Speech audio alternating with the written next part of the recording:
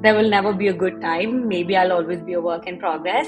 But maybe, you'll give me another push or something that I'll come back 2 years later to you and I'm like, see what you did. I think we're all works in progress all the time, right? It's kind of the exciting thing, to always be pushing and always be discovering new stuff and meeting new people and waiting for those aha moments. Like I find that's what I find is so exciting.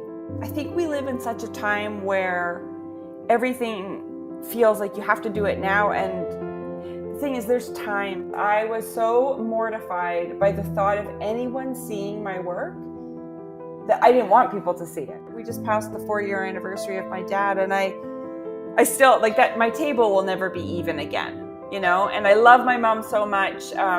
But it's just, they're just different. They were just different energies, and just, they provided different things to me and my siblings. And I'll never have that side of my table back. And I just have to learn how to live differently.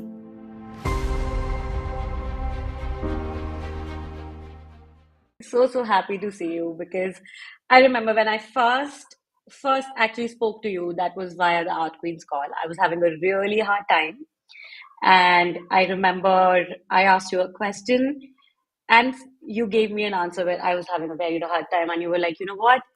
Don't care for what people think. Just go with the flow and weed out anything and everything that's stopping you. It's been 2 years since that call, since you spoke that, and we've been in touch. Really? Yes, 2 years. I'll tell you where I was at that point. I was living, the COVID had just started, things were falling short. I was very confused, very lonely, didn't know what to do, had nothing in place. 2 years later, I have a full-time practice. I have my podcast, Ask to Hearts Project, our magazine, the editorials, the course. So much that I have been saying that to you for so long. I have kept on, like, I keep messaging you, I keep telling you, you know what? I have so much to credit you for this. So much. I think it's all you. But I do agree, of course, there's a lot of work that I made sure I did, but sometimes you just need that one person, one push, and something happened in that moment for me. As Oh, it it I'm was so just happy. Yeah. thank you. So I want to start by saying a big thank you because after 2 years, I have been thinking of calling you for so long, and I was like, I just don't know what is that right moment for me because it really meant a lot for me to come here and to have Oh. this conversation. I felt like you know there will never be a good time. Maybe I'll always be a work in progress, but maybe you'll give me another push or something that I'll come back 2 years later to you, and I'm like, see what you did. Yep, that's the thing. I think we're all works in progress all the time, right? It's kind of the exciting thing, to always be pushing and always be discovering new stuff and meeting new people and waiting for those aha moments. Like I find that's what I find is so exciting. Scary as well. Yes. To be honest, I love that excitement of it. I'm 100% in progress person. But my goodness, the past 2 years, I'm so scared of the coming day because it's been terribly, terribly hard. And I think when you push those days, and it's like, I love the journey, but I'm getting more and more scared of what life can throw. But even then, it's like, it also shows you the courage and the strength that you can have. Yeah. But yeah, I am so excited to speak to you. Okay, tell me something. How are you doing today? Uh, really good, actually. It's very cold in Canada, but I'm very tucked away. I've been working in my studio. I've got paint all over my hands, and Oh, wow. yeah, it was a good day. Amazing. Yes, and you've had a lot too in the past 2 years since we spoke. There's so much that has happened for you. I loved your shows. I think out of everything that you've done and I've seen so far, your collaboration with the jewelry project, like, oh my goodness. I was like, Oh this yeah, is that's my right up dream your come true. alley. Yeah, that's right up Yes, your alley. Yeah, yes. that was amazing and just kind of happened really strangely and at a perfect moment. And they reached out and asked. they wanted to start this project where they would recycle all of their jewelry that they were going to toss out because they didn't want to put it into the landfill. And so they worked with Penny Lane. You know Penny Yes, Lane, yes, right? yes, Yeah. So yes, they worked yes. with Penny Lane to choose an artist who would start this program, this first Full Circle artist program. And I was the first artist because Penny said, Wow. Danielle loves old broken jewelry, send it to her. So they showed up. One of the women that works for Lovers Tempo has family near me. So she came in a car with a huge tub and 2 giant bags. They were so heavy, we could barely lift them from her car to my Oh, car, wow. filled with broken With two. jewelry. Oh my. And it feel like a treasure to you? Oh, it was like, I went down to my studio I think I was probably down there for about 8 hours. And they had organized it like how a jeweler would organize it. I didn't know what any of the stuff was though. Like to me, it was Yeah. like, what are these weird little sticks? Apparently that's why you make jewelry. But anyway, so I was like, I'm going to put those in the nest pile. So I had that, and I had a flower pile, and I had, circles and triangles, and I separated everything out by shape and color and everything. And then just started playing. And I was supposed to make one piece for this auction, and all the money would go to an organization that would then plant trees. And so I was supposed to make one piece. I made 5. And then they let me even keep some, like they're going to pick a new artist this year, but they let me keep a bunch of the jewelry to incorporate into my work because now I'm addicted. I'm like, I can't give Yes, you yes. back all the stuff. Yes, yes. I get you 100%. It's Yeah. like I think people like us are such hoarders, and I'm like, I can't let go of trash or things that I find people find trash, but I find them beautiful. I'm like, I don't know what I'm going to do this with like right now, Yeah. but I know one day I will Yes. make something out of this. Yeah. My studio looks like an antique shop or a thrift shop or something. It is just like junk Oh everywhere, and my, I could not be happier. Like it just, oh my I love it down God. there. And yeah, but that was such a fun project. And I just gave all the stuff back because they're picking a new artist in the next month or two. And I was like, if you want to pick me again, like, that would be. That would So be anyway, still, oh my God. yeah, I mean, they're I love amazing. that And work. yeah, This it was was a like, really beautiful project. I think it was such a, like your work, it felt so much you, but yet it was so different. And it really felt also it felt like the finds that you actually share on Jealous Curator, that Oh, thank blows your you. mind. And like, I was like, oh my God, this is like, this is a Jealous Curator pick. This is definitely a Jealous Curator pick. That's so funny because when I make my work, I keep that in the back of my head. Like I think, would the jealous curator write about this? And if she Oh wouldn't my write about goodness. it, I know that the work's not there yet. So I keep pushing. So until I feel like it's a very like out of body experience, but Yes. until I think, would she write about this? Yes or no? Then I know that I've got to push or I'm there. So that's a very big compliment to say that that's what you thought about Uh, that work. And oh, it was, I mean, I it was was, they blown. said to do whatever I wanted. And so And I you was did. kind of, yeah, I wanted to, but I didn't incorporate any like found imagery, like Yeah. paper pieces, because I really wanted to honor the jewelry. Like I really wanted it just to be about the jewelry. Um, so there was no little people in there or anything, or cigarette butts or anything, which I think maybe they were expecting, but I just felt like it took away from the jewelry too much. And I just really wanted to focus on the chains and all the bits and pieces and the sparkly stuff. Cause it was just, yeah, like you said, it was like a treasure. Opening that bucket, I just Yeah. was like, nobody bother me. I'm going to be down here for hours just sifting through stuff. It was so much fun. It was so it this is what so if in India if you go to thrift markets and local market, this is what it feels like, so when we go to like jewelry markets, and even if it's just not like um raw pieces like pieces, but also ready jewelry, so you'll find these Yeah. alleys and there'll be like tons of jewelries like hung up on strings, and it feels like it's like a treasure hunt. And when I saw um that series, and I was like, it felt a lot of home to me, because I think that's also where I Mm. come from, and I could feel that the sense of a jewelry, like it also felt like it shape shifting, because even though it had that feeling, it was still something else. It Yeah, didn't, it you know, was. it was very. Yep. I totally love that. It's still always like some work that you see is always parked in like back of your head. I think that one is for me. Oh, thank you so much. That's so nice. I should come on here more often. You can tell me how great I am. Oh, I have a long list. Okay, I am so happy and I'm very, very excited to, speak to you. And before we just go in, I wanted to let you know that, Arts to Hearts podcast is all about the idea is always to have an organic conversation. I don't come prepared with questions. I love to call people that I truly, truly admire and love, or I want to speak to, learn. You definitely are on top of the list. So I'm very happy. I just wanted to know if you're comfortable with speaking about your journey so far. I wouldn't do regular questions. There's a lot of information about you, your journey.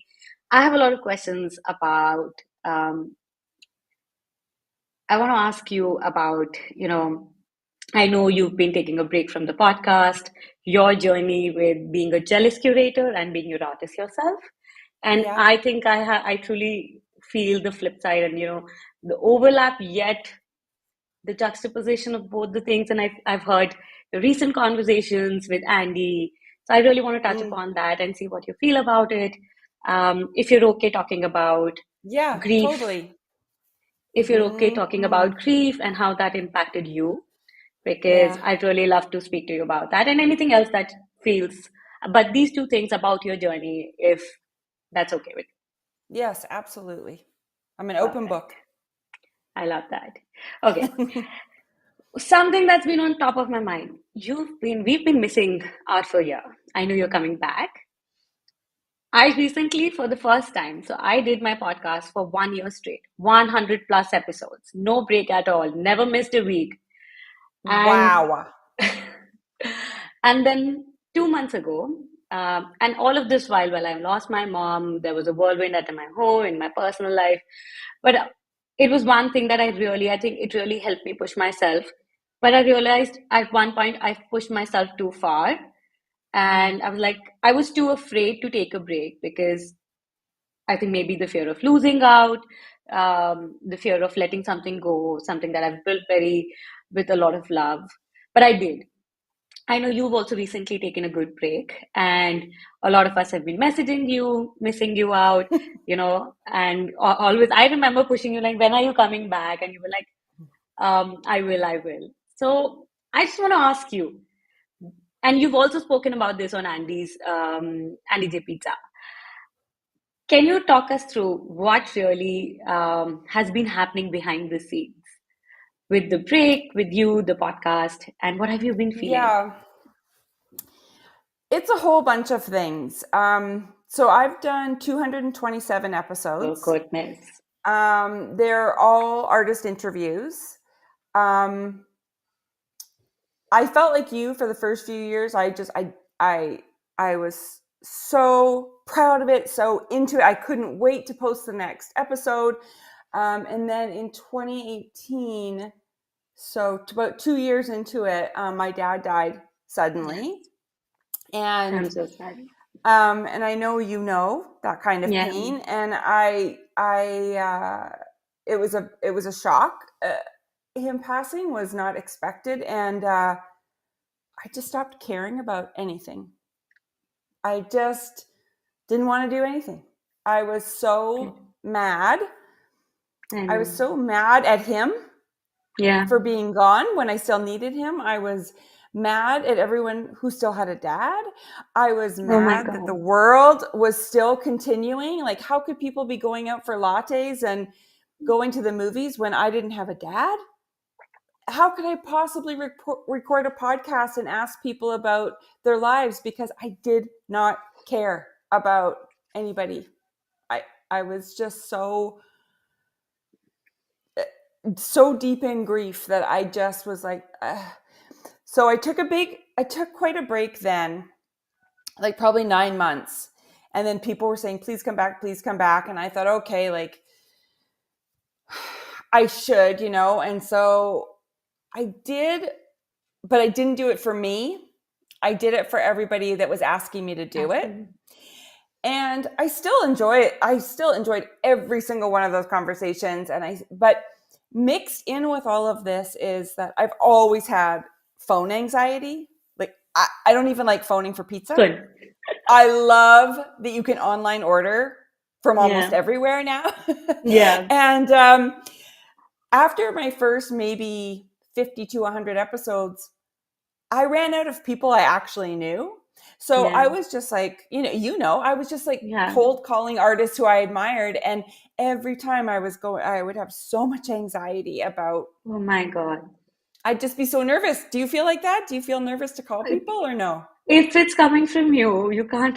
Oh my God, I can't believe this. If it's you saying that, I no longer feel ashamed of saying this because oh my God, like I'm like if I do not have enough. So I since my mom, I've been suffering from severe anxiety, CTPSD, and like you said, my mom's death was a very big shock, a very, very big shock for me. And a lot of things that happened post that, you know, honestly, I'm still angry at everybody. I'm very angry at my own mom. On, oh my, I don't have words. I feel like it's like I think losses and grief is such that sometimes it opens a wormholes of past, present, future traumas and grief that you just can't, you don't know what's happening. And that's precisely why also I took a break. But I Yeah. every time just I love the conversation as long as I'm here. To be very honest, 100% honest, even this coming up till this point wasn't easy for me. This is the first episode that I'm recording with you, and I had all kinds of crazy things happening since morning. I was like, I don't know if I'm ready. Should I do it? Should I not do it? I'm like, I don't know. I mean, I just have to push myself and see if it feels right. And maybe if I go in, I'll feel okay. And I do feel okay. But everything before that, reaching out to people, letting them know, rescheduling, um, every moment is full of so much anxiety and I feel like it's it's crazy because I do enjoy this, but I I feel know. It's the overwhelmed. build up to it. It's the build up to it. The minute the person picks up and says hello, I'm fine. Yeah, same It's here. the scheduling and the knowing that I've got that call, and like even tonight knowing that like all day I usually try and record in the morning so I can get it over with. So I just wake up and I Yes, do it and I don't think about it. But because of our time difference, yes, this is 9:30 at night for me. So all day I've known that there's been this call, yes. and it Oh God. stresses me out knowing it literally makes Yeah, no sense. Because the minute you pick up, I'm so happy to see you and talk to you, and the anxiety goes away. And rationally, I know that. I've done yes, 220 episodes of my own podcast. Like I know that, yes. but I still can't convince myself to do it. I So, Art for I Your feel Ear is coming back, but I'm doing it differently. It's going to be more like I'm calling it it's still Art for Your Ear under the Art for Your Ear umbrella, but I think I might do like little series. And so the first series I'm going to do is called Crits and Coffee, like art school but without the crying. oh So wow. I'm doing like kind of like an art consultation but not with the person live. So I've had people send me their portfolios and their issues that they're having and the questions that they have, and then I'm just going to talk just Review. myself, Wow. but give feedback without a guest. So, and I've picked people whose questions are broad enough that I know it will like touch so many people. And so, yeah, so that's what I'm coming back with. So it'll be This is different. so Yeah, so it was really this good. is We so were on interesting and Yeah, so I different. needed to shake it up because I felt like I've talked to 227 people.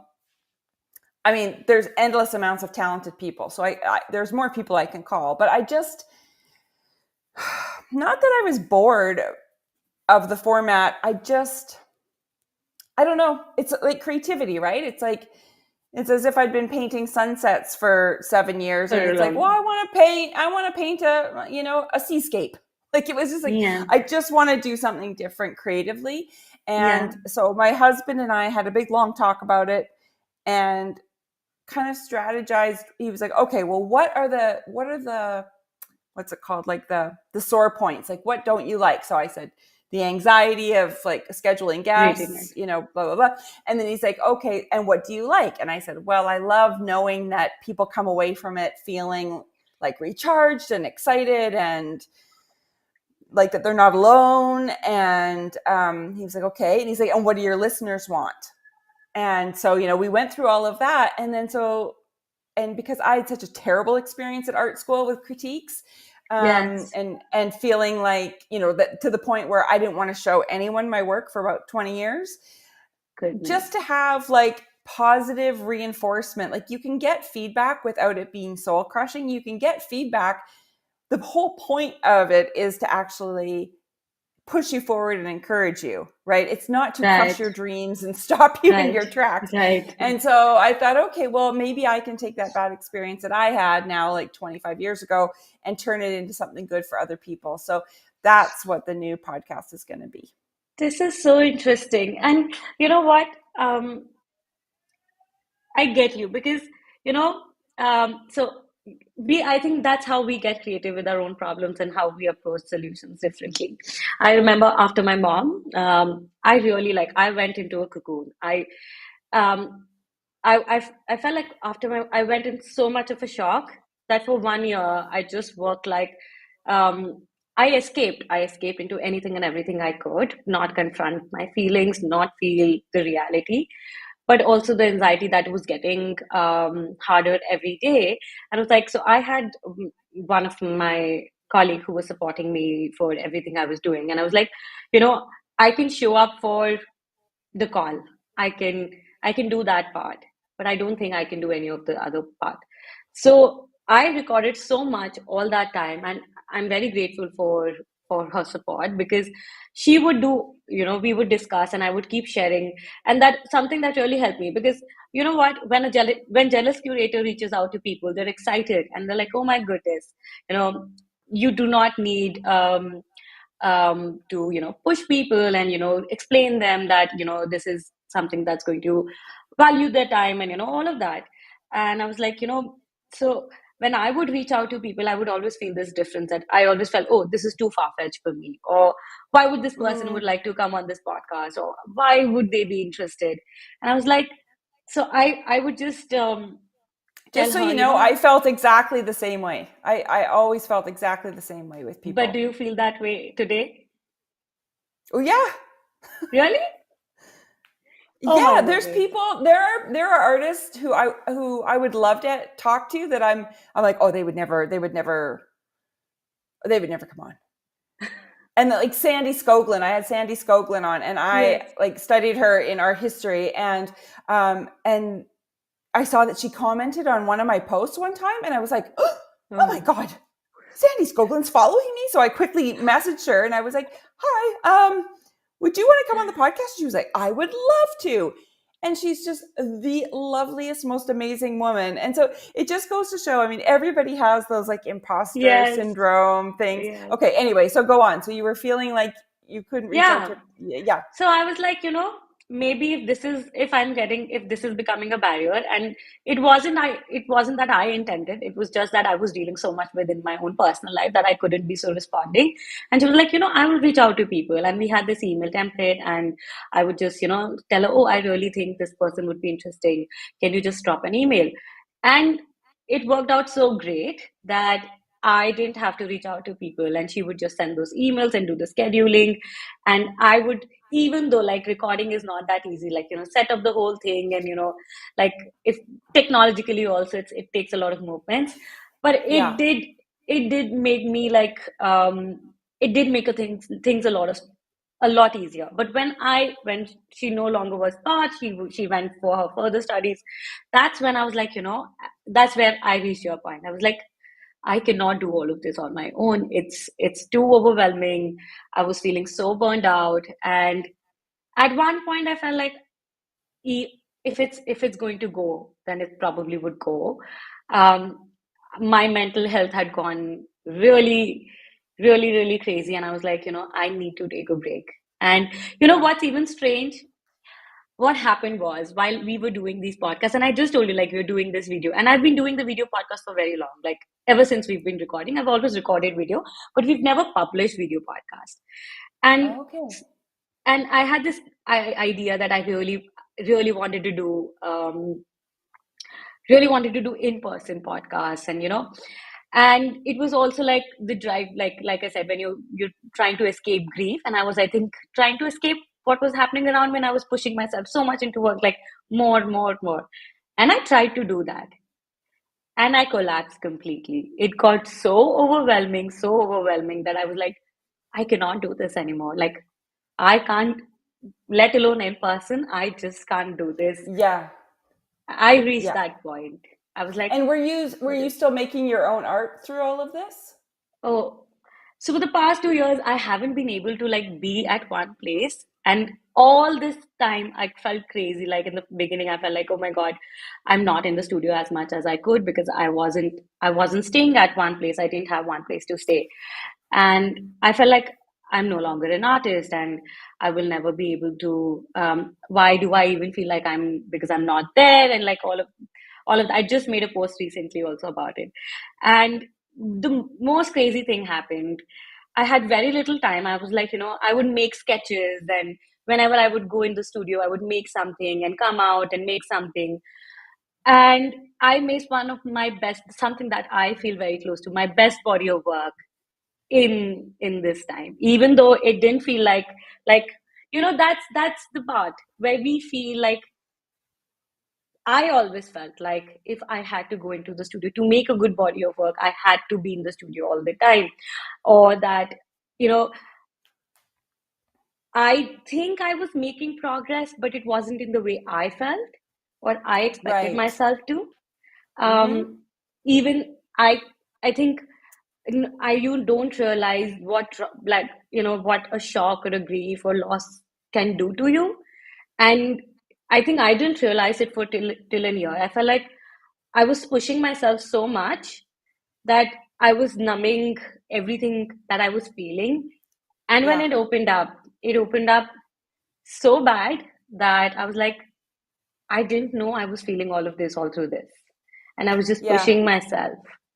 But I think numb yeah, is the perfect word. Like, my dad died at the end of November, and I was supposed to be going to Aspen like 10 days later. I'd curated a show and I was in the show and it was going to be this amazing, opening and whatever. And I went. I, I I can't believe I went. And like even the women that ran the gallery were like, I can't believe you're here. But I think I was just in shock. yeah, And I was just like, I just kept moving forward, yeah, and yeah, I was a mess for a really long time. One of the really nice things that sort of happened during COVID for me was connecting with Peter Coyne, yes, I know that. because I'd had Pete on the podcast, and then I don't know I think we connected at the very end of 2019. And she was so nurturing and amazing. And she basically was like, just focus on your art for a bit. Like, because I wasn't really, I was like All running in a over. million directions and kind of feeling like I wasn't doing anything really well. Like, I was working on books and the podcast and my art and I'm a mom. And, I just kind of felt like, ah. And so Peter was like, just breathe and give yourself a year to 2 years to work on something new. And I was like, a year to 2 years? Like, what? Because normally I would crank something out in a month, Yeah, He was like, see where you are in a month and then move things around and then try incorporating something else and then take something away. And I it was the first time I'd really given myself time and space to play. And I was enjoying myself so much that was sort of another reason that the podcast went away for as long as it did, because PETA asked me at one point if I could give her 5 hours a day in the studio. And I said, well, yeah, Like I do have that time if if I move some stuff around. And she was like, yeah, I want you to do that. And even if it's just because you're in there tidying up or whatever, but I want you to be in your studio, being an artist. If this is what you want, I want you to do it. And I loved it so much. And I had a huge exhibition just in last Yes. March. And I've got a big new body of work happening right now that I'm in love with. So it's been really nice to just be selfish and just be doing my own thing. At the same time, I do miss the podcast. Like I miss the sharing part. Like my Yeah. husband always teases me that social media was meant for me because I love being like, you guys, look at this thing.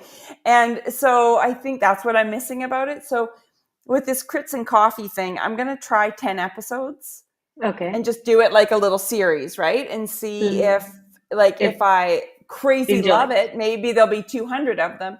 And if at 8, I'm like, ugh, getting kind of, this is tedious. But then there'll be 10 and I'll wrap it up and I'll figure out a different series, and I think creatively, it's kind of like working on a body of work, right? It's like, Yes. I can't just keep painting sunsets. Like I need to keep changing Switching and things up. moving. Yeah. So we'll see. I mean, it's kind of funny to No. be talking about this right now without actually doing the first one. Like, I'm so curious if I'll love it or hate it. And I'm going to do video too. And Oh, I wow. I am quite famous for really hating getting my picture taken and or being on video. So it's like, what am I doing? I'm like purposely setting Putting something up that yourself. I'm going to hate. Anyway, but no, I'm going to try it and see what I No, think. And that's nice. yeah, You know, yeah. okay, tell me something. You are a multi-passionate. You've done a lot of work. You have your own in the past 2 years, your own practice has evolved so much, your own work as an artist. But you Mm-hmm. have also built this brilliant platform and a legacy. Like Jealous Curator, it's a name, it's a feeling in its own. Like I said, when I see something, I'm like, and I've tagged you so many times, like, this you should see. It's like, I know that this is a Jealous Curator pick. It's just not an account, a blog. Like, it's a feeling. It's something that you've built for all these years. You've published books, podcasts. So clearly you're not like, you have a lot of things that, I think, like, when I see something and I'm like, oh, this could be a great book, or I want to do this, and I have to pull myself back, like, come back. I have a lot of things already, and, like, I need to hold myself. And I do feel like, mm, you have had been like that previously. I don't know, maybe today, but then hyper focusing and focusing on one thing. Did you have any fear of, like, as Jealous Curator also, like, of letting things go? If you take a break, what if you built everything so far, or being focused on one? I had that fear up until my dad dying, and then after that, like that not caring part kicked in, and we were also surprised by my dad's passing, that, and I'm sure he was too, um, that I had the whole life is short thing, and Yeah. so I kind of stopped worrying about. I felt like Jealous Curator, I had enough of a foundation. I Yeah. started in 2009. I felt like I had enough of a foundation, but I also, I thought I just want to do the things that I want to do. Like I've had a few publishers suggest different books, like, oh, why don't you write a book about this, or why don't you write a book about that? And it's like, No. I don't want to. Where before I would have just said, okay, because I was so afraid of, well, I was excited about the opportunities, but then I was also afraid of turning things down and Not. never being offered that again, Yes. And then I think it's just my age too, like, just getting to a point where I'm like, I'm good, and just doing the things I want to do. Like, I really wanted to write a children's book. Like, that was like a dream, and it's a really tricky market to get into. It's really competitive. There's a bazillion amazing kids books out there. But I was like, I've got 2 now. I just had these ideas, and it was like this compulsion. Like, I needed to make To do these this. books, and I did, and I'm so proud of myself. And like, I don't know if I'll ever do another kids book or another grown-up book. If an idea comes, I totally will, but I'm not going to push myself to be on a schedule where every 2 years I'm releasing something, or I just want to like kind of honor the creativity, right? And if the Yes. idea comes or the passion is there, then I'm going to do it. And if it's not there, I'm not going to force something, because I think that's where burnout comes from, like that forcing yourself to push Yes. based on what other people think, or based on fear, or based on whatever. I feel like life's too short to feel like that. I love that. And it's so Yeah. crazy, Now, that's how as we as creative and also trauma, grief, how things respond. So when my mom passed away, and I think something that I feel I'm still in that mode is I went in so much of fear of losing everything, because my mom was like, it was it wasn't like it was like just a spur of the moment, like she was here and then she was no longer here. Yeah. And then a lot of things happened, like my father got resettled, and like a lot of things that moved, and my fear only like accelerated. And for a very long time, like that's it, like how it impacted my art practice also, because I felt like if if I wasn't putting continuous, or I wasn't keeping touch continuously, I would lose it. Like Yeah. I would lose being an artist. I will no longer be an artist. Or like if I don't do the Hmm. recordings or the podcast, if I don't speak to people, if I don't, I feel like anything will fall apart in just a snap of the moment. Yeah. And you're kind of, yeah, waiting for the other shoe to drop in a way, because, yeah, it was so unexpected to lose your mom. Who knows what you'll lose next? Yes. Yeah. And it's so crazy because then I thought that it wasn't impacting my art practice, my own self as a creative. And then 1 year later, my work has changed so much. My thoughts have changed so much, and um, it impacted so much of my work, because I I started finding I wasn't able to find any kind of grounding anywhere Mm. else, and anything that I had in control was my work. I mean, even though if it wasn't in control, it was still something that I think I could communicate with, and I had Right. severe issues of abandonment. I felt like for a very long time in that process, I felt like, my I'm not feeling myself again, and I'm not feeling like a creative, and I don't know if I'll be able to create my work. And honestly, I think at one point I felt I gave up. I gave up that, I will still make art. I'll still do everything because it's it isn't a choice. I think it's more like a survival for me now. And I would Yeah. always question this to myself. I don't know if you did that too. Like, especially as someone who does a lot of things, I still need to remind myself, why am I making art? Is this something I'm doing just to, satisfy my ego or any other influence, or if it's something truly Mm-hmm. that holds myself. But when I took that gap, and every day, I think even today, every day is a strife where I feel like, how do I find a place that, even if it's on my bed, even if I have a studio but I don't have access to it, how can I make something? Even and mostly all of it is for myself. And Yeah. then I made a body of work that was very that I was creating in pieces for the past 1.5 year, and then one week and 10 days I sat and I was like, I need this to myself. And every time I would go back to my art practice, there was only one thing I could think about, and there was that was grounding, because I felt like when I think when you lose a parent, it feels like you lose a part of your roots. It's like you lose a ground. And I felt like I was searching for something to hold on to, like something that would tell me, like, okay, this is where I belong, or this is who I am. Mm-hmm.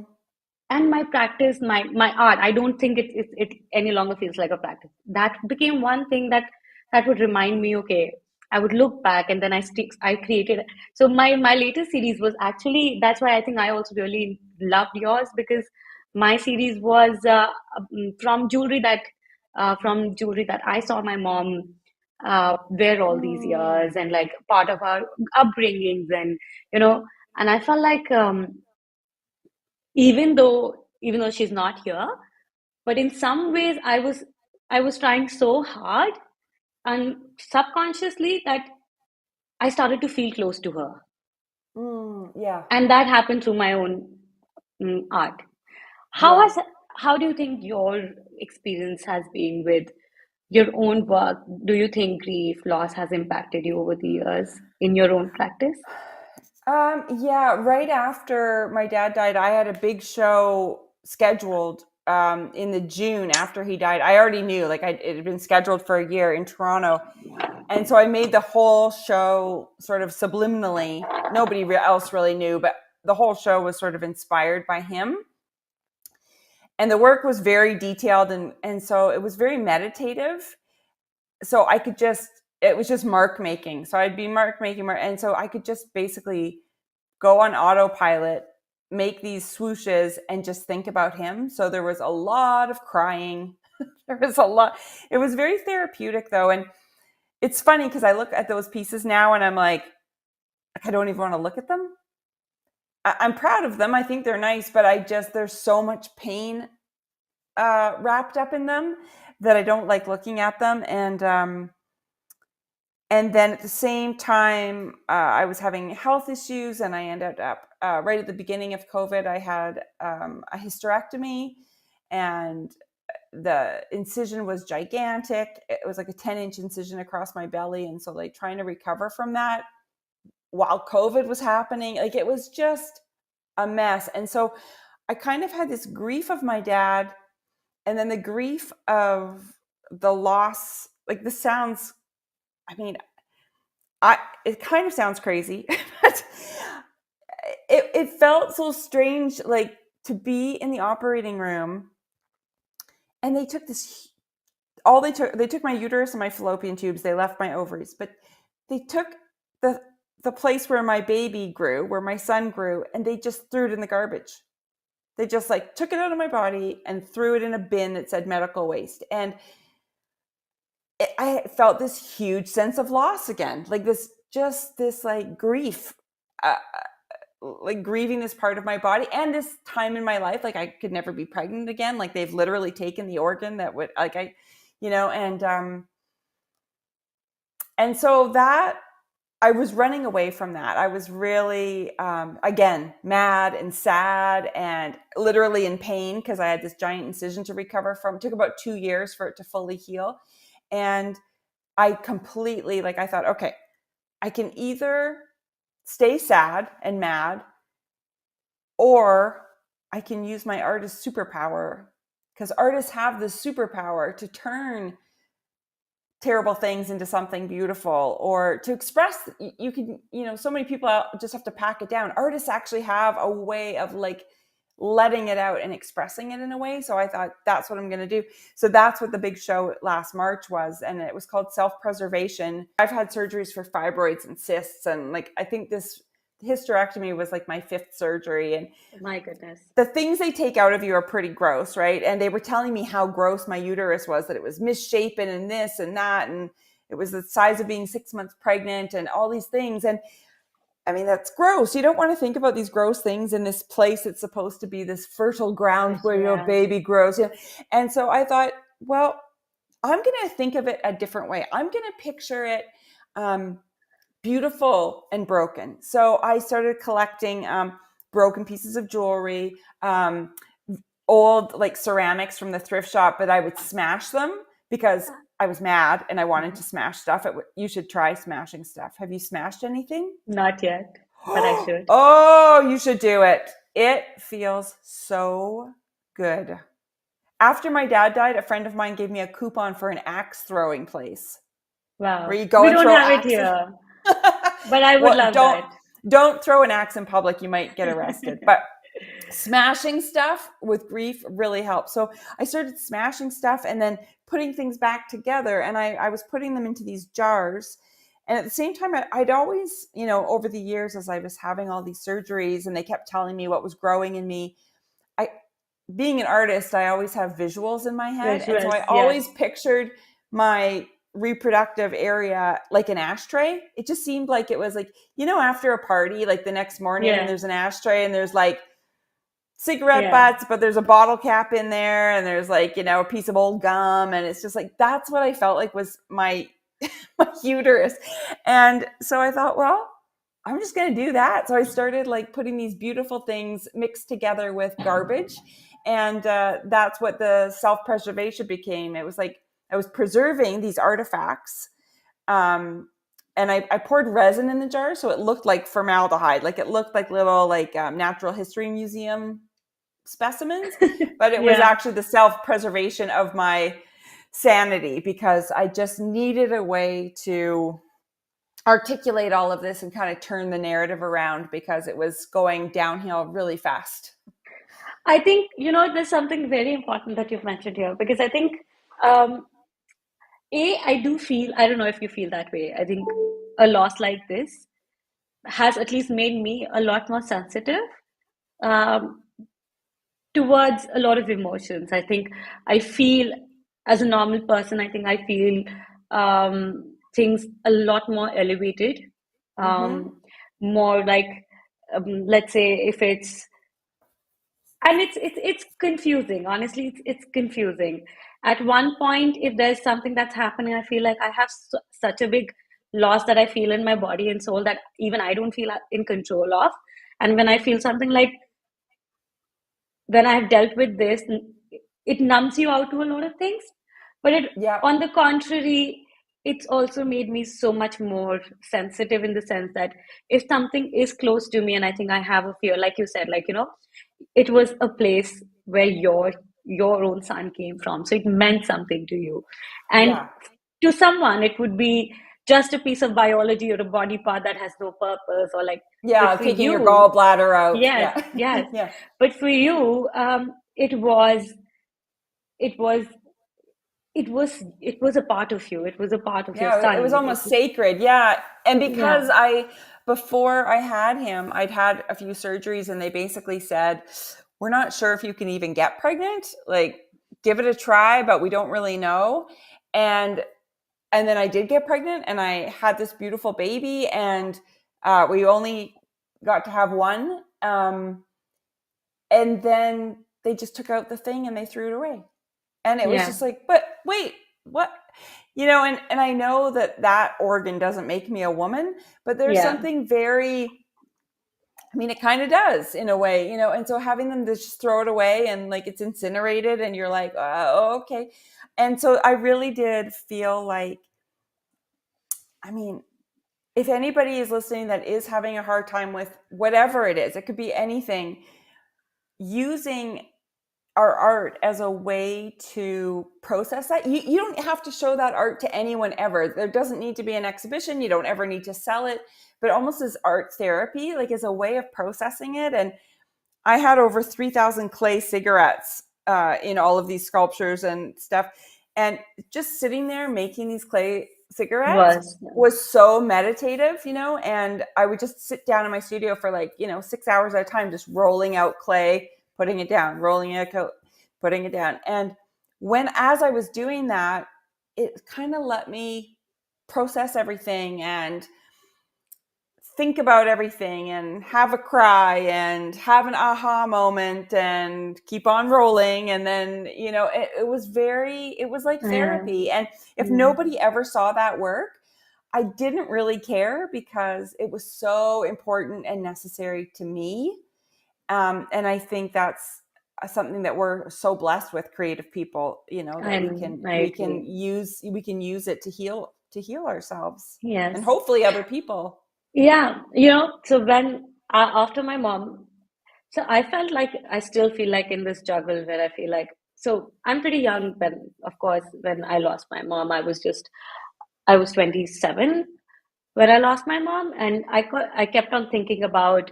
So I'm the youngest out of my siblings, and they have Mhm. children, and they have they have their own families, and then my father got resettled, and I kept on feeling that instability and sense of loss that only felt elevated and elevated. And I was so scared, even though like I felt like I became these two people, one who was Mhm. so much bothered and invested in the loss that I felt, but also the old me who was working very hard, who had all these Mm. ambitions and dreams. And I felt like if I was going in either way a little bit more, I I was losing something, because Mm-hmm. if I felt so much drowned in the grief, I was still feeling the loss of my own dreams, because I knew that if I was going down that rabbit hole, I I was losing a big part of who I wanted to become. And also Right. that was the ticket to gaining something, because I knew that I needed to make a lot of things on my own from here. And but my soul and my body also required that slowdown. And I Yeah. was so scared of stepping into the studio, because the moment I would have, and I think that was also something, because the moment I would have one moment free, I would, I would, I would have these, and I'm a big time overthinker. Like, I can Me literally too. overthink and overthink, and I think a lot of us, and that's also makes us sensitive towards thinking things that a lot of people may not. And I was Yeah. so scared of being in the studio, because I was like, if I am alone for even a little while, I don't know what's going to happen. I just don't know how I'm going to, and I threw myself in work. And Yeah. honestly, I do also feel I'm grateful for that, because if I didn't have this, I don't know where would I be, because I would literally drown myself into that. But Mm-hmm. you're right. I cried. I wrote. I I felt like a failure. I felt like anything, like as terrible as I could. But then I picked up myself back, and I invested all of those feelings into my work. And Mm-hmm. here's my question: someone who's also feeling grief, especially, I think this is as an artist. Um, like you said, taking your time, making art for yourself. But I think in the past 2 years, I today I've reached a point that I feel like art has is my survival. It's not a profession. It's not a passion. It's not a choice. I, as a person, need this to process who I am, my feelings, because if I don't do that, it becomes too hard for me to even get through a day. I need that to survive. Yeah. But there's another side to it. I want to be an artist. I also want to be successful. I want to have all those fancy things. Or maybe at least I think experience them and know that if I want it or not. I think Yeah. they're two different Mm-hmm. things. But when you're in a state like that, I think I have felt this juggle where I feel like I want to make this for myself, but I also want all of those things, and I feel like I'm losing out on them. Right. What do you say? I think I think we live in such a time where everything feels like you have to do it now, and the thing is, there's time. There is time, and um, I purposely haven't sold any of the work that was in that big exhibition. It feels way too personal, and I had people reach out and want to buy things, and I was like, no. No. Which seems crazy because I invested so much time and money into all the work, but it just I'm gonna let that experience and that work push me to the next series that I then will sell and whatever. And so I think it's so important to remember, like, to just give yourself that time and space. Like, if you took a year to just make work that was about your mom and grief and all the crazy things, and nothing happens, you never show that work or whatever, I think there's so much value in that, because it's going to get you somewhere new. It's going to Yeah. help you through the pain. It's going to, and in this meantime, your hands are still working. You're still, like, I feel the same way. If I haven't made Yeah. anything in a few days, I am so Yeah. grouchy, and I need it. It's like air Yes. for me. And I Same. think, but we live in such a, like, Instagram world where things have to happen so fast, and there Yeah. have to be likes, and we have to sell, and we have to, and we don't. There is plenty of time. And if you're trying to uh, show and sell and all that stuff in a moment when you're not ready to do that, you're not going to be ready for that success anyway. Yeah. You're just going to be, if you're not, you need to give yourself time to heal. And I wanted to Yeah. say one thing about that grounded feeling. Like, um, what I said to my mom afterwards was that, like, my mom and dad are both they're very different. And they were always together. They were married for 50 years, but I go to my mom for some things, I go to my dad for other Yes. things. Do you know what I mean? Yeah. And I was 40, how old was I? 46, I think, when my dad, 46 or 47 when my dad died, I instantly felt like a 5-year-old. Like I instantly was like, where's my dad? Like I instantly Yeah. felt that, not like a woman with a husband and a child Husband. and a mortgage. I felt like a little kid. And I said to my mom that I felt like it, and I still feel like this, that like two legs of my table fell. Yes. You know what I mean? Like she holds Yeah. up this side of the table, my dad held up this side of the table, and I could go either way depending on what I needed, the kind of advice I needed or the kind of ear that I needed or whatever. And my dad, that part of it's just gone. And I just felt so unbalanced and so like I was just grasping for anything, like I messaged him on Facebook because we used to talk on Facebook every day. I messaged him on Facebook for about a year after he died. And I would just message and be like, hi, Dad, here's what's going on. Or if like I got my kid's book deal and I was so excited because Oh, wow. I told him about the idea of the book and he was so proud of me for pitching it. And I didn't get the deal until after he had passed. So I messaged him on Facebook and I was like, Dad, guess what? And then, it broke my heart that there was no 3 little dots seeing that he was writing back. I felt kind of crazy, but I No. just needed to tell him stuff. And I felt so brokenhearted that he wasn't there to tell. And my mom is very, very like enlightened and very spiritual. And she talks to my dad like every day. And so she's like, you can still just talk to Dad. Like you can still just tell him stuff. And I'm like, I know, but I just I want can to, hear. yeah, I You just can't want hear to it back phone from him. him. Yeah. Yeah. And she's like, and it's true though, if I ask him something, I know, I have known him my whole life. I know what he would say. Yeah.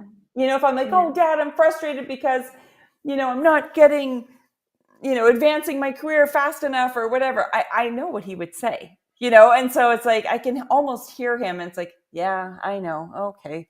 Settle I down. love Just keep that. doing what I'm doing, and so they're there with you, and, it's been 4 years. We just passed the 4-year anniversary of my dad. And I still like that. My table will never be even again, Yeah. and I love my mom so much.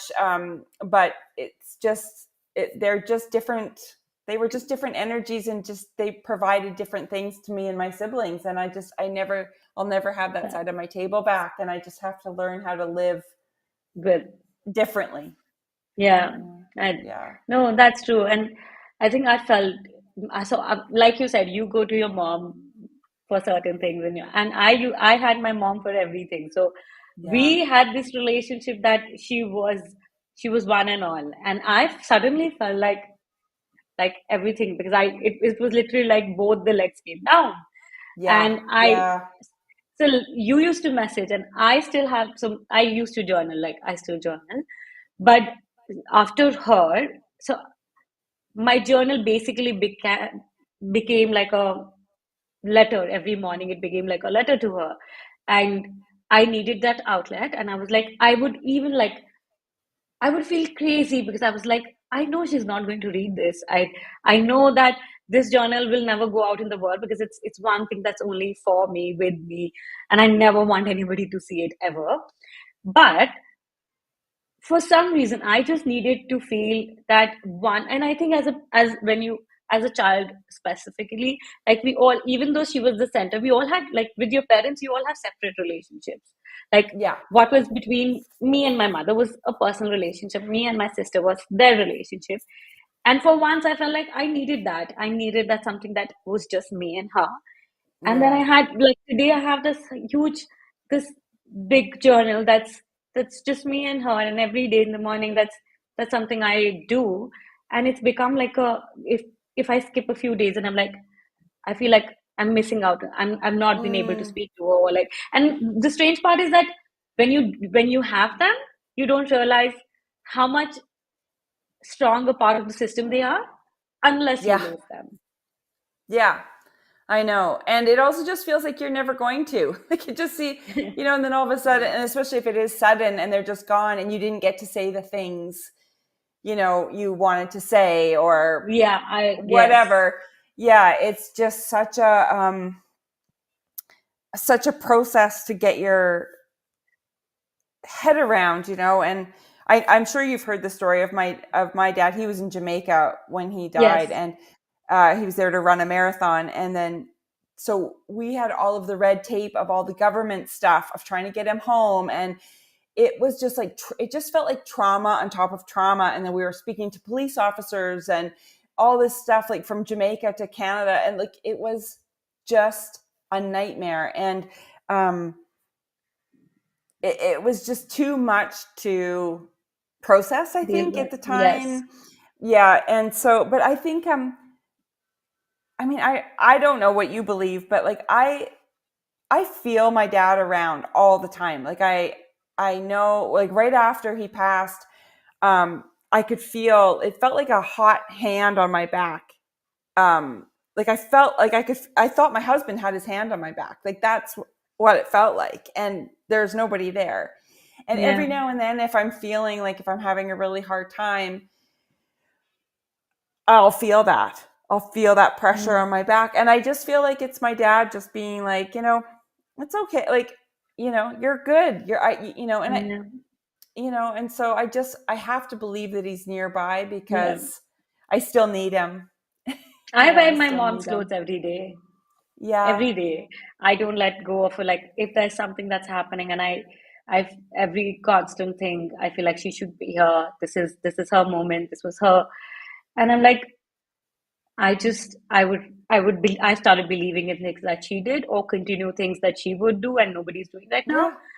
Or wear her clothes because she loved them crazy. She was like, Yeah. she was obsessed. She was obsessed with the jewelry, her clothes, and suddenly, and I think even my art, and I felt like this was one thing that was between me and her, and now I feel like I want to take this forward.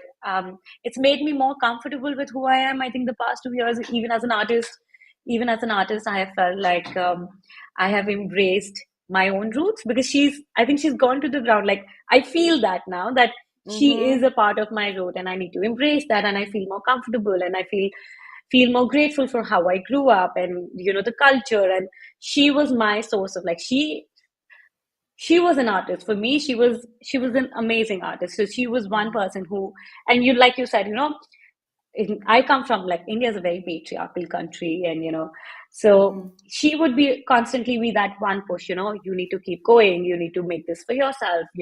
Don't get married until you feel ready, and like all of those things that you wouldn't probably hear from. So she was very different, and she had those un unfulfilled desires of living a life, and she would always tell me, you know what, you need to do this. Like she would really Mm. always help me, and every time I feel like I'm not moving forward, and I would think like this is what she would want of me, and she would never like that and it really That gives me a that you push. stop. Yeah, it's so cool because you're still so young and you have so much ahead of you, and it's so interesting. Like the loss is still very fresh. Like 2 years is not very long. um but I can just picture you being like, a 70-year-old artist who's showing, at MoMA your retrospective, and the things that you're figuring out now about yourself and about understanding how important your roots are, and your roots to her, and the fact that she was different and was pushing you to be a strong independent woman, not pressuring you to get married and have babies, and that's going to feed into all of the art, whether it's like really obvious or not. All of that is going to be there. All of your experiences are going to feed into that, and I can't even wait to see what you're making in your 30s and 40s and 50s, because this is where it's all starting. When I went to art school, I was so confused because I hadn't really, nothing had happened to me. I had nothing to express. I, was from a nice little white middle class family in Canada, and there was nothing. I was like, I don't know, like I had nothing to say in my art, right? But now I've lived some life. I've Yeah. experienced good things and bad things and joy and sorrow, and I finally have things I want to say through my art. Yes. And your mom would be so proud that you're harnessing this stuff living the life that you want to live, with her as, your Yeah. strength, your roots. Like, how beautiful is that? Like, what a way to honor her, Thank you. Thank you. Okay, tell me something on another note. Okay. How does it feel to be, do you feel there's a strife between being Daniel and being the jealous curator? Like, as an artist, but then also someone, like, you know, the, it's like it's two different places, two different identities, uh, Yeah. and one person. Yeah. It What does are your feel, thoughts on that? yeah, it does feel very like two personalities. And like I said earlier, sometimes with my Danielle Chrissa artwork, I think, ooh, would the jealous curator write about this? So I do have that split. Even when I'm working, like I'll have days where I'm like, I'm just going to be in the studio today. So that's a Danielle Chrissa day. And then I have days where like I'm working on marketing the book or I'm writing my newsletter or whatever. Those are my jealous curator days. So it is weird. It does feel like two different things, but I couldn't give up either of them. I love them Yes. both No. so much. And it's kind of cool because for the first several years of Jealous Curator, I kept my identity completely secret. Oh So wow. nobody knew that Danielle, like that's why my picture on Jealous Curator is the Is Polaroid over my face. I kept my identity completely secret for years, 3 years, I think. And so and part of that was because I didn't feel like my artwork was up to par. I was nervous that if people, they wouldn't think yes. Danielle Chrissa's art was good enough compared to the Jealous Curator. Um, so yeah, I kind of kept it secret. And then now, I mean, it's been what? Am I coming up on 14 years? Yeah. Oh my Wow. gosh. In February God. 22nd will be 14 years. So now I feel like in the last few years, things have merged Yes. together a lot more. And I'm more confident with my art, probably because of people like Penny Lane, doing consultations with her and getting her to really push me. And then working with Peta Coyne for that, couple of years. And really just believing in myself. Like my dad was my biggest cheerleader. Like he was framing my art when I was a little kid, and he's the one that told me when I was a science major in my first year of university, and he's the one that told me to switch to fine art. I know. I've So heard that. yeah, and so the fact that like um, I'm really doing this now, he would be And so so proud, proud. and so I mean, he was also ridiculously proud of the Jealous Curator and the books and everything, and so and he loved Facebook, so constantly on Facebook he would be like, listen to what Danielle did, and he would like do a big Yes. post about whatever. So but I just feel like he would be really proud that I'm living the life of an artist, and so that kind of pushes me forward. But yeah, it's nice. Jealous Curator and Danielle Chrissa have kind of become a little more connected now, which feels better to me now in Yeah. my yeah. Yeah. Because I think there's like sometimes I feel this strife, um, where I feel like, and also like I don't know what's going to happen in future. If but there are always these questions that you keep. Am I doing? Because there's always like we all have only so much of time, and there's a whole Right. life that comes in the way, and then you consciously need to make a choice that do you want to invest this? Where do you want to put this time right now in? And I'm Yeah. like, even though I feel like I want to go but life happens and something happens. I'm like, I need to take care of this. And I keep asking myself, am I also like this kind of a guilt, like at back of the mind, like, Yeah. am I not putting myself first enough, my art enough? Or is Mm. it just a moment of time because this is what's the best? But did you, in your early years, did you feel like your art was taking a back seat, or Oh, um, totally. Yeah.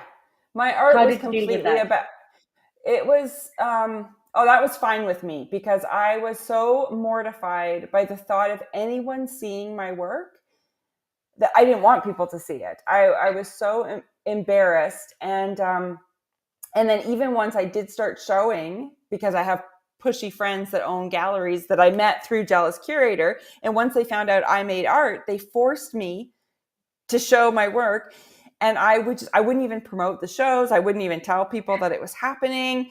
And but it was really like, once I met PETA, because I had her on my podcast and I was doing my usual interviewing her, and she kept interviewing me. She kept being like, well, tell me about your work. I'm like, what?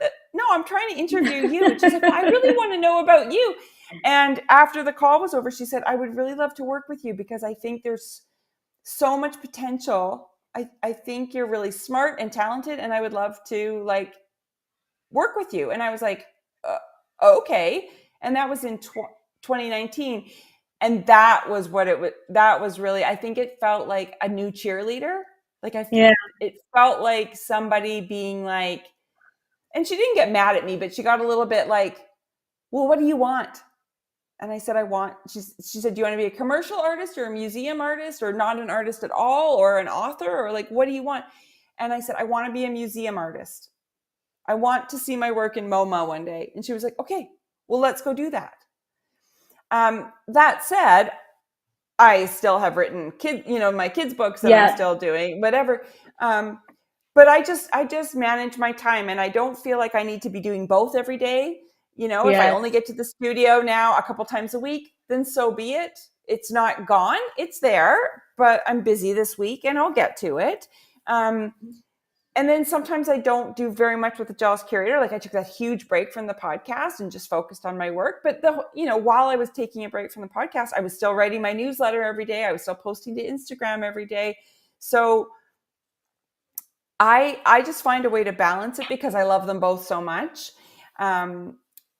I'm also a mom, but my son is 16 now, so he doesn't care where I am anymore. When I started Jealous Curator, he was 2. So it was really tricky. God. I would basically write posts when he was napping. And then, now he's 16 and a half and he's never home. So did you ever think? Sorry, go ahead. Well, I was just going to say, I know exactly what you're going to say. Did I ever think I'd still be going at this stage? No, yes. Absolutely not. I thought it would be a neat little thing to do. It was, it was going to be therapy for me to get me back into the art world. And that was about it. I never thought I'd have readers. I never thought I'd be writing books. Like none of this was a plan. It just sort of organically happened. And I'm an overachiever, so I went with it. And then, and so it's kind of amazing that it's been this long, but I think being a mom too, and being so busy, I was a full-time graphic designer, I was running Jealous Curator, and I had a toddler. I got really good at time management, and now that he's 16, I feel like, I've got all the time in the world. Yeah. So of course we got a puppy, and now she takes all my time. I love her. She's I have 3. You do? Yeah, I have 3. My mom and I loved, they are my peace of heart. Like I can't live without them. And ever since she's gone, I would always feel like a little sister, like their big sister. But ever since she's gone, I feel like I have 3 children now that I need to think about, and like if they wouldn't be there, I don't think I would have even made these last 2 years, because oh my God, dogs have so much love to take and give, and they give you so much warmth that I don't think anybody else can ever give. Nope, they just snuggle right up and make everything better and okay. And absolutely. So you're raising another child now? Yeah. Now I'm like, oh, it's perfect, because he's like, we were just talking in the car on the way to school today. He's going to be going to college in a year and a half. Yes. And so I was like, oh, I'm going to need more dogs. I'm going to get 12 puppies, and that's the only thing that'll get me through. Yeah. Yes. But wouldn't that be your dream? Kind of. Yeah. I would have no time for the podcast or art or anything. No. So, when I used to record, so when I was recording for the past season.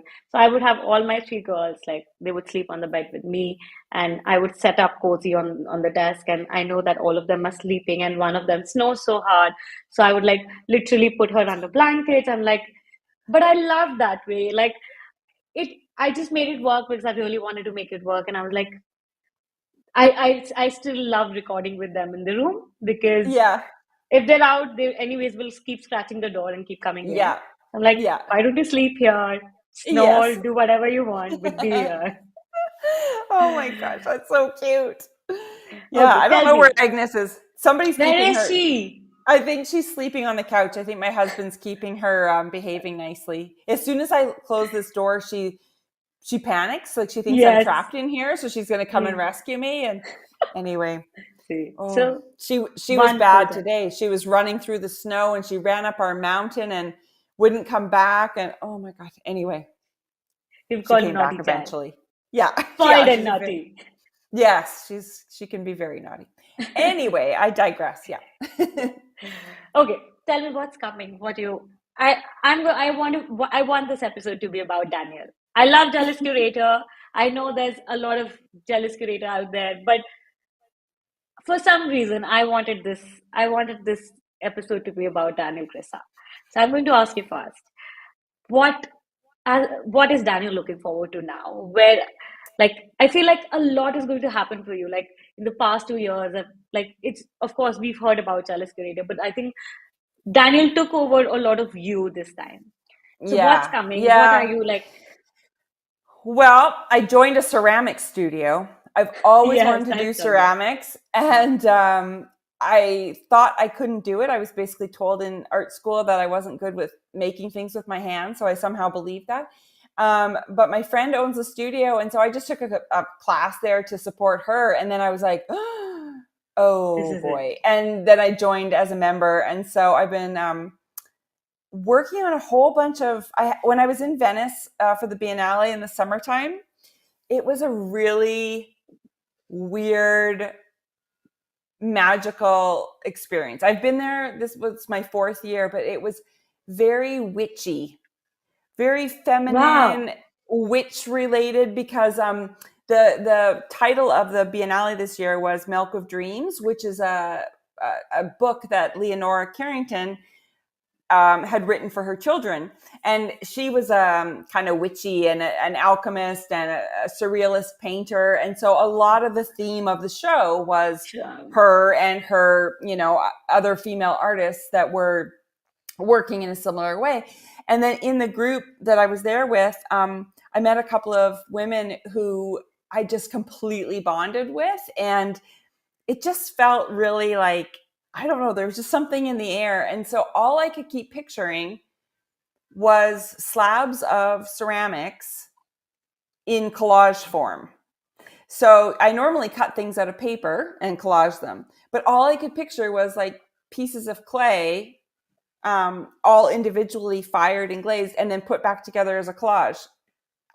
And I was like, so I'm Oh, messaging wow. my friend who owns the studio, and I was like, if I did this and this, would this work? And she was like, yeah, Yeah. we could try it. And I was like, okay. And then I messaged her again, is there glow in the dark glaze? And she was like, what? And so anyway, so I came back and I basically just spent the whole fall and winter experimenting and making all these different bits and pieces. And it's finally kind of all coming together.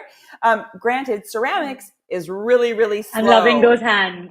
Yeah, I've been making hands and snakes and combs and peach pits and all this stuff. And I think people at the studio think I'm nuts because they're all making mugs and bowls, and then I'm like this weird lady making like snakes and hair combs. But anyway, there is a master plan. But at the same time, I've been working on another kind of witchy series of paper collages of like these portraits of women, because it's more immediate. It's fast. Like I need to be able to make art fast too, and the ceramics is so slow that I Slow. needed another. Yeah, so I've got these two series going, but they're both about the power of women and the alchemy that we kind of possess, and like everything that's been happening in the media, like in the US with like abortion rights being taken away, and just patriarchy in general, and have, women kind of going, hey, no, like I am done, and it's sort of all about that. So it still has my tongue-in-cheek bit of humor mixed in with this sort of like rah women. Yeah. Yeah. So I have I'm no very idea. excited. I have no show lined up. I've got nothing, but I Yes. am making work like You have as us though I lined do. up. Yeah, You have us exactly. lined up. Yeah. We're all waiting for you. Oh, Both ways. I'm I think having I'm so very much excited. fun. Yeah. So I'm just doing that, and just trying to connect with, like, learn as much as I can. Like in the ceramic studio, I'm trying to learn as much as I can. I've been playing with resin, like all these things I thought I couldn't do. I've sort of been like, that makes no sense. Like, why do I think I can't do that? So I've just been trying stuff. And of course, you make a bunch of mistakes, but it's like, Yes.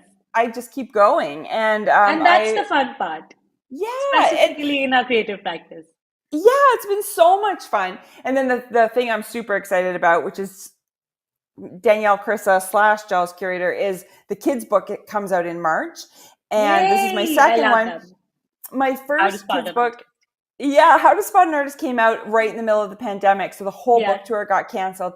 And my dream, Oh, my yes. whole life Yes, has been yes. to read a book I wrote to kids. And I've done lots of book tours for my grown-up books, but everything for my kids book got canceled. So this one comes out in March. So I'm like out of control, like booking things. And I want to be the lady that comes, and the weird art lady that reads this story to a bunch of weird art kids. Like, I'm so excited. So I've got a few dates and cities set already, and Come I'm to just India. gonna. So, okay, deal. Did you hear me talking that my parents went to India right before my dad died? No, I don't know about that. Yeah, that was like it was for their 50th wedding anniversary.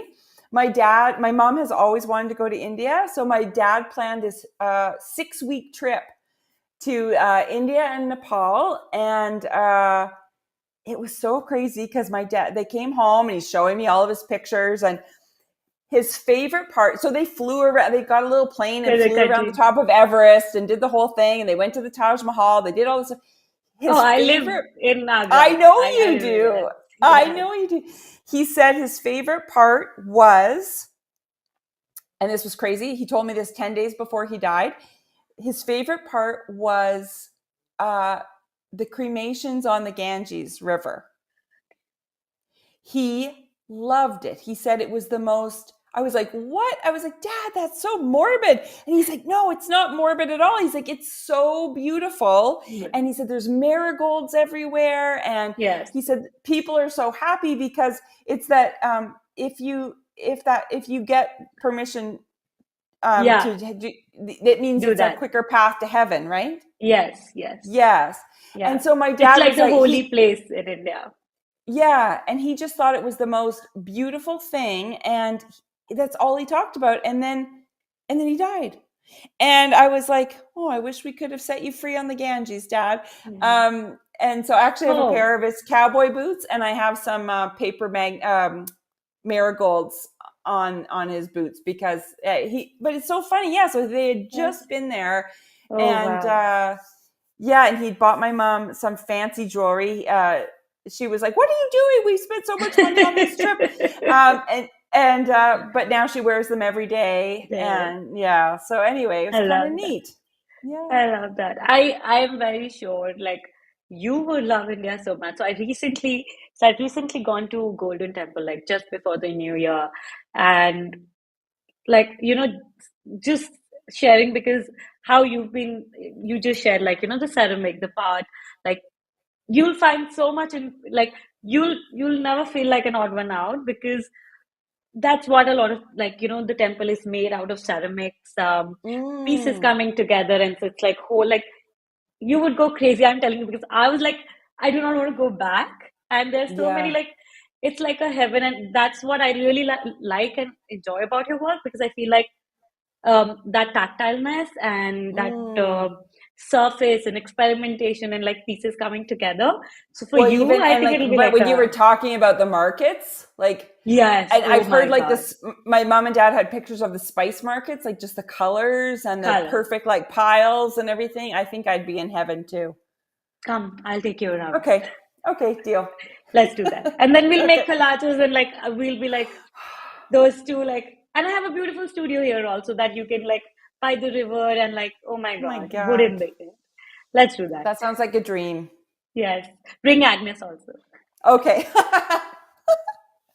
That Oh, would be so nice. Thank you so much, Daniel. I had so much fun. I know this wasn't like a typical your journey or like no, episode, but this was so good because sometimes I feel like I could talk about my dad all day long and I feel like, oh, I really shouldn't keep going there. And this was like a really no. nice chance to talk about it. And I think it is so important. It's part of life. Yes, Everyone's experienced it. And everyone that's listening now, I'm sure, are artists. And if hopefully we can help them channel, if they're feeling grief as well or anything, anything that's tough, just to remember that art can save you. yeah. And I really Yeah. want to add on to this is like I had a hard time the new year. Like, the social media is flooded with people throwing back and like all the achievements and like things happening. And like this, I felt like, so I went into a major panic zone for the last couple of days because I felt like I did not want to look back at this year. I didn't want to, like, I felt like when I lost my mom, I felt like I was having a very hard time and that was a difficult year. But 2022 felt so much harder because what has had happened, but everything's kept like it was like a pile of loss that just kept on, Yeah. coming Yeah. together. And I was on social media and I felt like I do not want this to be a new year. I just don't want this. I don't like, and I was like, I had to give into it. So I didn't make any posts. I didn't, and I was like, I do not want to rush myself. And anybody who's who feels the way I do at the moment, that it's okay if you're not ready for something new and you still are waiting for something, and if you don't want to participate, it's okay. I think Yeah, I made that. you're not going to miss out on anything. You have Yeah, to take care of yourself. The world will still be there, Instagram will still be there. You're not going to lose, sales or this or that. You have to take care of yourself, otherwise there's nothing left for later when you are feeling better, yes, like you just have to yes, go into your cocoon if you need to. We'll all be here waiting when you come out. yes, and cheer for Yeah. you. Yeah. Thank you so much. I am very excited to share this episode with our listeners. One last thing, if you have anything before we end this episode, where people, of course, people know where to find you, but anything that you want to share before we go. Yep, you can just find me at the Gels Curator on Instagram. That's probably the best place because I post there so often that, there'll be book stuff there and I have a direct link over to my art. So that's kind of the best hub of the place to go. Yeah. Do you also want to mention something that I truly love? The subscription, your Oh, yeah. newsletter. Yes, I have a newsletter. It's a daily newsletter. It's called the No Such Thing as Too Much Art Society. And it's, yeah, I write every Monday through Saturday and it costs $36 a month, which is, a year. So that's That was $3. like, I'm like, no, No, that's not right. $36 a year. So that's $3 that's a month. crazy, Yeah. So crazy. I did the math. It's like 12 cents a day. And I'm like, wow, I am really underpaying myself here. Yes, But yes, um, that's fine because I know that artists, if they have extra money, they want to spend it on gouache and acrylic paint, not on newsletter subscription. So I really wanted it to be not too expensive, but I promise you it's worth it because I feature an artist every day, but then each day has a theme. So there's like Monday motivation, and every Wednesday there's a creative jumpstart. And so there's lots and lots of good artsy content in there. I love one opening in my inbox every day. I love it. So I Oh, thank highly you so recommend much. it. What's coming Thank you. tomorrow? Tomorrow. Well, you're already in tomorrow. Oh, So let's see what's tomorrow. Oh, there's a Dear Artie. That's a new Thursday therapy that I've started, and I wrote the Dear Artie letter this week about AI. Oh my goodness, that's a hot topic. It's a hot topic. I said, That's please answer in the comments nicely with a little smiley because it can get very heated very quickly. I'm just so curious because this little community, this newsletter community, there's it's not like my Instagram following is gigantic, but this newsletter is a much smaller group, and everyone is so lovely and amazing. So when people do chime in on the Dear Artie, it's like a play on Dear Abby, the comments are so thoughtful and so amazing. So I thought this AI thing has just been crazy. And I'm like, I wonder what this crew what people thinks. think. Yes. Yeah. Yes. And it'll be really insightful. Hopefully nobody yells at me, but I just want to know what they think. Yes, I'm Yeah. excited. I want to see that. Yeah. It's coming. It'll be there in Yes. 2 hours for you. Yeah. Yes. Yay. Thank you so much. And thank you so much for your time. I really, really appreciate this. Thank you again. Thank you so much for having me. Bye. Bye.